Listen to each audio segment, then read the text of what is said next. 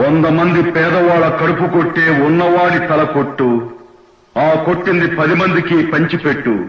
మనిషిగా పుట్టినందుకు ఈ జన్మ విలువ నిలబెట్టు. సినిమా అనే అడ్డాలో పెద్దోడిని కొట్టు లేనోడికి పెట్టు అనే డైలాగ్ కొట్టి 100 కోట్లు కొల్లగొట్టినప్పుడు అదంతా మాస్ కిక్కు, ఎంటర్టైన్మెంట్ అంటారు. సినిమాలో మన హీరోగా డైమండ్స్ దొబ్బితే స్టైల్, డబ్బు కొట్టేస్తే హీరోయిజం, స్మగ్లింగ్ చేస్తే అది అండర్ డాగ్ విక్టరీ. ఎందుకంటే అది సినిమా, ఫిక్షన్. కాబట్టి ఆ గవర్నమెంట్ కూడా ఎందుకురా హీరోను దొంగను చేశారు అని అడగదు. అంతా ఓకే.